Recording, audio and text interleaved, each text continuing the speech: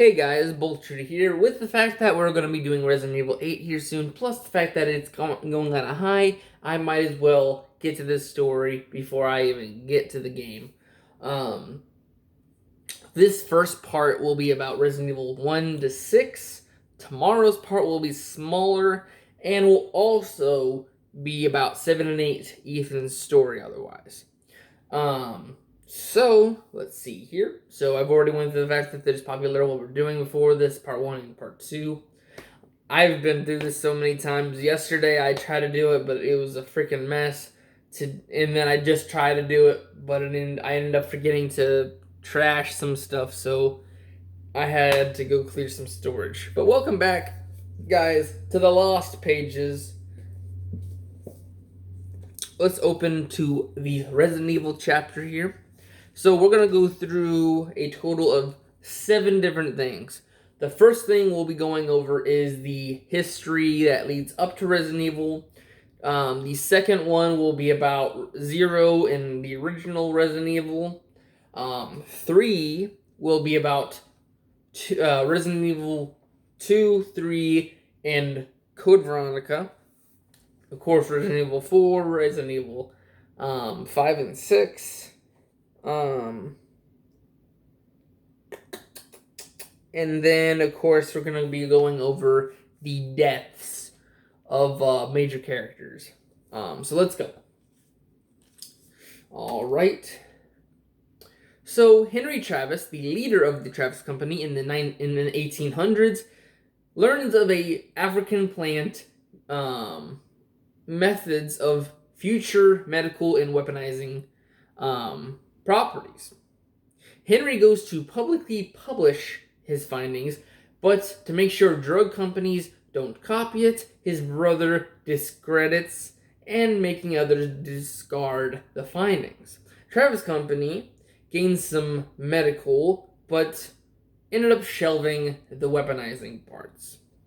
In the 1960s, the Travis Company is changed to Tricell Incorporated, under Edward Ashford, picking up the weaponizing project, but leads a team of scientists, himself, Oswald Spencer, and James Marcus, to create the progenitor virus. The virus is a mutagen that changes the DNA on a cellular level.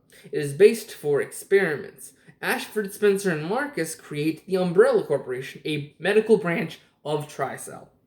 In the experiments using the virus in labs around the world.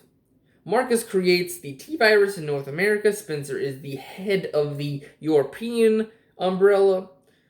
And then Code Veronica is made in Antarctica to make prodigies for these higher-ups in the company. And that's basically it for the history. And then in the second part, where we're going over Zero in the first one, basically Marcus, he's experimenting and all that. He's learning of this T-virus. He's experimenting on it. Other scientists learn of him and all that and end up killing him. But thing is, there's a T-virus in a leech that ends up getting to get into contact with him, bringing him back to life. But because of this, he goes into hiding, which I need to look up, but I don't think there's any more further things of him. But basically, with this, there's an outbreak. And in Zero, basically a STARS, a specialist branch of a police, basically they go to check it out and learn that they're gonna die. And this is the Bravo team, by the way. And everyone dies except for Rebecca Chambers. And that's it for Zero. Basically, everyone dies and one person lives, leading into the original, where Alpha Team, which is, of course, Chris Redfield, Jill Valentine, Barry, and Albert Wesker, are there. And basically, they find out about the outbreak. They try to figure out more. They learn of certain things, like the T-virus, but end up figuring out that their captain, also known as Albert Wesker, is a double agent who ends up infecting himself with, well, actually, he's a third party, but he ends up infecting himself with the T virus, giving him abilities, and he releases a experiment known as Tyrant, which is actually a T virus genetic monster, genetically made monster. And then let's see here. After Marcus gets killed, William Birkin ends up taking over the project at Nest 1, and he basically learns a new strand of the T virus known as the G virus, which allows you to infect animals with it.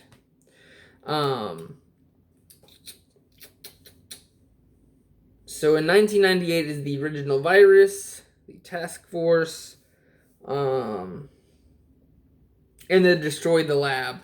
And this is the third part, which is Resident Evil 2 and 3. The first part of 3 is basically just Jill Valentine trying to get away from this situation, but there's a new outbreak thanks to the fact that William Birkin ends up getting found shot again. But the thing is, his G virus ends up infecting himself. Well, he infects himself with it, and he becomes a huge monster. And his part is in Resident Evil 2, Resident Evil 3's with Jill Valentine. Basically, Umbrella understands that STARS is onto them, releases another genetically DNA monster from the T virus known as Nemesis, releases it on them, but the thing is, this is a they can mind control him. Basically, they programmed him to hunt down all STARS members to wipe him out in all their evidence. But of course, he's defeated with I think Leon and Claire end up showing up to the scene. But Jill goes to there's two branches. So Nest 1, Resident Evil 2 takes place, which is basically where Birkin works. Nest 2 is a separate lab in Raccoon City that basically they try to revive Nemesis, but Jill gets a hold of this news and destroys not Nest 2, but also Nemesis. And then Resident Evil 2, Nest 1, William Birkin is found to be mutated. He ends up injuring his wife beyond repair. He infects his daughter, which is cured by the end. Leon and Claire end up going and destroying all of it, and William ends up being exploded with the train. So basically, Nest 1 and Nest 2 are defeated. They try to escape this. They're going to escape the city because guess what? The government finds out that all of this stuff is happening, and they nuke it to stop further spread of the virus and any kind of thing that surrounds it. Basically, after all of that, Jill Valentine, other STARS members, and a reporter, and I believe also Leon, go to Antarctica, learn of another branch from Umbrella, the code Veronica, shut it down, find out that Ashford, Edward Ashford, the original Tricell CEO, he has 3 prodigies, one that has a multi-personality, and then one that just is powerful as hell. Basically, they destroy all 3. Prodigies destroy that branch and give the information to the government to learn of Umbrella to try to shut them down. But before they can even start to do anything, Umbrella goes into hiding. Spencer finds out about all this stuff and starts shutting down projects in other branches and all that, labs and all that, to avoid getting further detected. And then let's see here.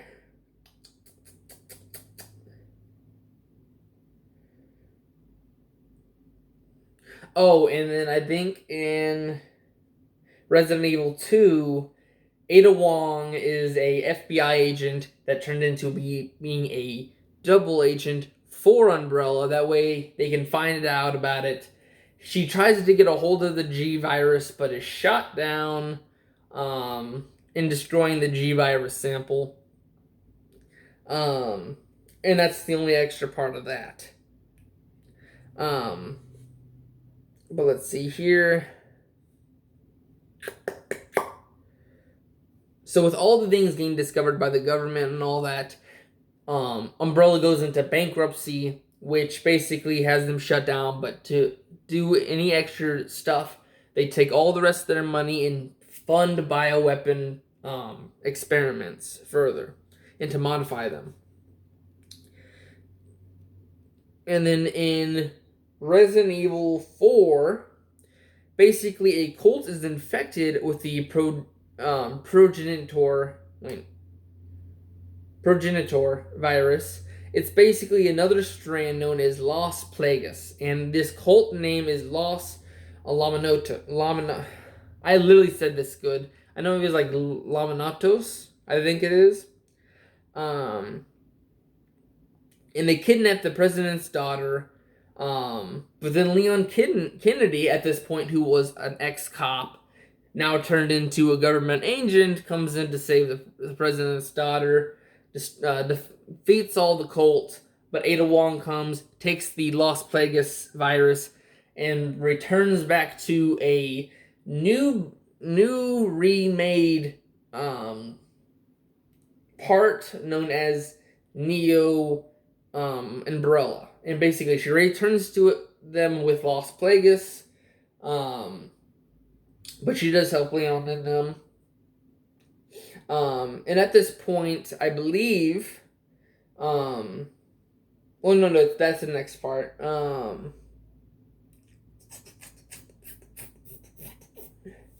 then after they escape and all that, the virus keeps popping up around the world, and basically, surprisingly, it's still popping up.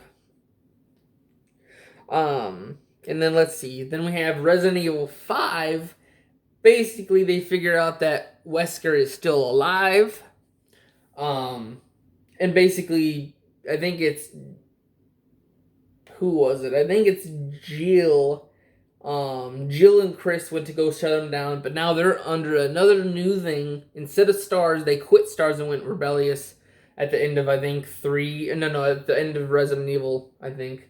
And then they get the new BSA, which is basically the Bioweapon Terrorism Assessment Alliance. Basically, they go to shut down Wesker, who finds out that he's been going to Umbrella and ex-Umbrella facilities to gain more knowledge and abilities from the place. But basically, they do a fake out with him and Jill. Chris goes to shut him down. There's a new strand of the virus known as the C virus, which infects an entire village, I believe. And basically, Wesker is put down there and then. And then Jill was mind-controlled, but then is freed. And that's basically Resident Evil 5. And then Resident Evil 6, basically Leon, Chris, all of them just come together. Hell, Ada is... they have a neon umbrella fake-out Ada, and then they have the actual Ada. And then it's just like all these different parties. Wesker has a son, apparently, that has the abilities of his father.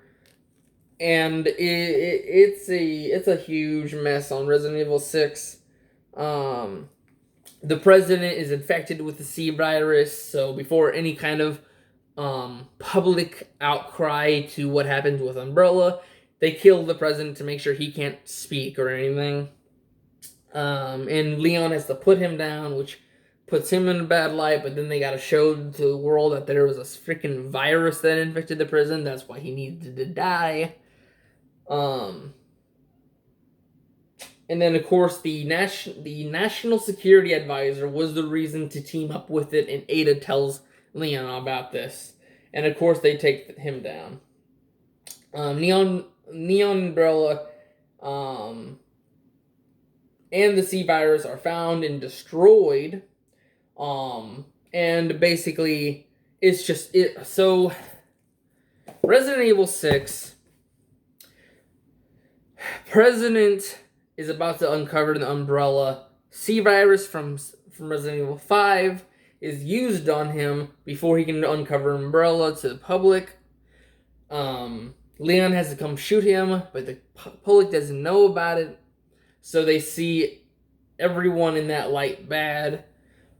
Ada Wong comes and says the National Security Advisor was the reason they could get to the president and all of this. And basically, Chris, Leon, Ada, and all that are all over the place. Wesker has a son that apparently wants to come through the ride too. And basically, all it is to destroy Neon Umbrella's facilities and the C virus. And it's a confusing story, but it's basically we have to get back from the president, destroy the facility, destroy the virus. And they just have a lot of people tag along. And it's just something you could have probably just simply said, all right, team, let's go. And then we go to the deaths, which I may have spoken of some, but basically Resident Evil 1, you have all the Bravo team of stars, which was Joseph Frost by Cerberus, Ethan Sylvain is eaten by a zombie, the very first zombie, Frost Sugars, Frost Spire is pecked to death by crows. In Resident Evil 2, Robert Condendo is killed by a zombie. Annetta Birkins, William Birkins was destroyed by a train. Brad in Resident Evil 3 is killed by, he's the one who saved Jill in the beginning of Resident Evil 3. He's killed by Nemesis. And Code Veronica, Alfred, so there's 3 Ashford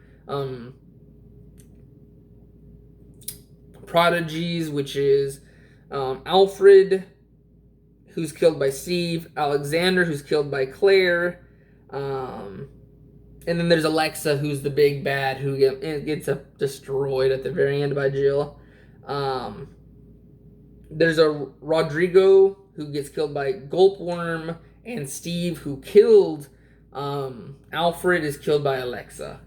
Resident Evil 4, I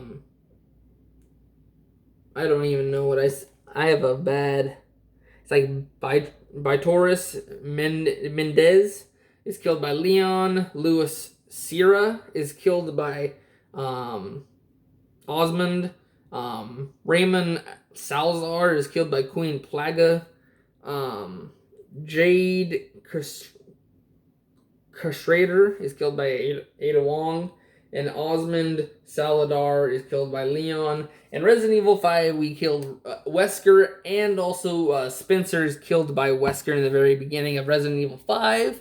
So basically, all the Ashford line is killed off. I believe the original Ashford is just dead by nature. Marcus is in hiding, and Spencer's dead by Wesker. So basically, all of Umbrella's gone, except for maybe Marcus popping up somewhere. I need to go find him. I need to go look that up for part 2. And then you have all the other people. The literal thing is, you have Chris, Leon, Claire, Jill, Ada, you have Marcus. I think that's it, really. And then I'm pretty sure Wesker's son is still there. So those main characters can pop up later in the series. All we know is Chris is the only character in Resident Evil 7 and 8 that comes back. But anyways, that's it for Resident Evil 0, Code Veronica 1 through 6, and the history beforehand. And then, of course, all the deaths. But anyways, I'll see you guys tomorrow for part 2. And I'll see you guys in the next video. Bye-bye.